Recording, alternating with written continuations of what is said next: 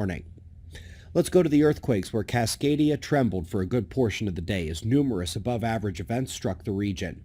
Hopefully that was it and seismicity does die down there today.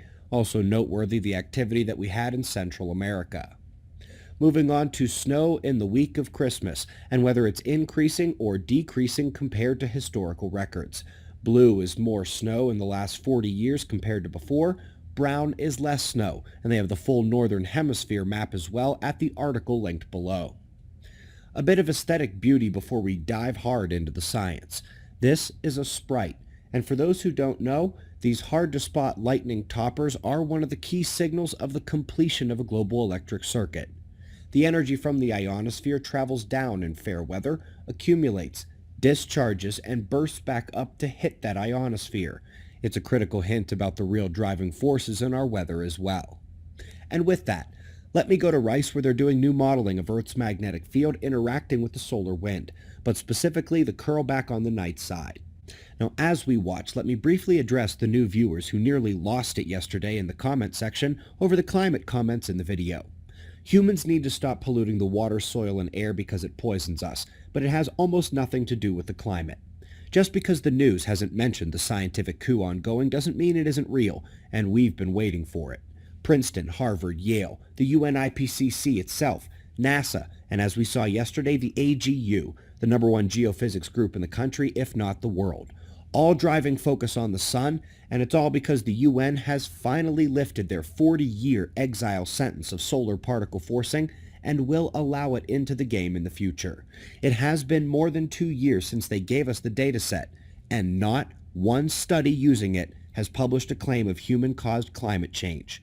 The closed system lab test with CO2 fails. This is not a closed system. This magnetic monster right here is our electromagnetic interface with the heavens.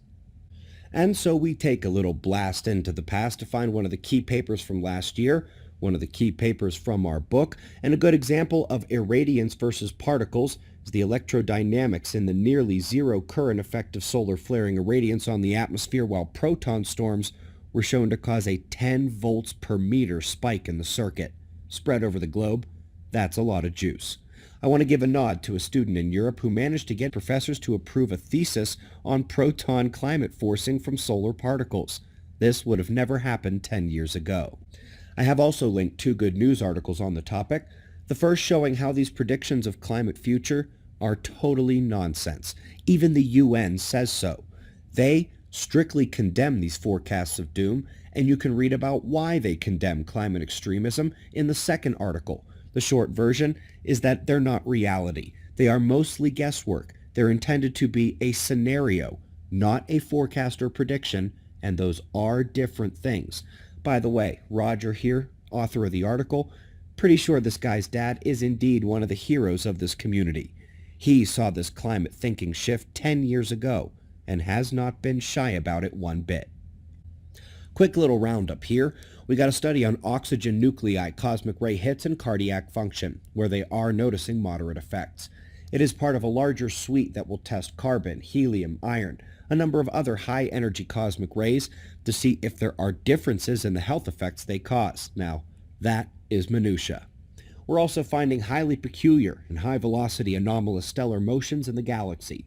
Interestingly, they say almost every case of which has the runaway star heading right for the center of the galaxy.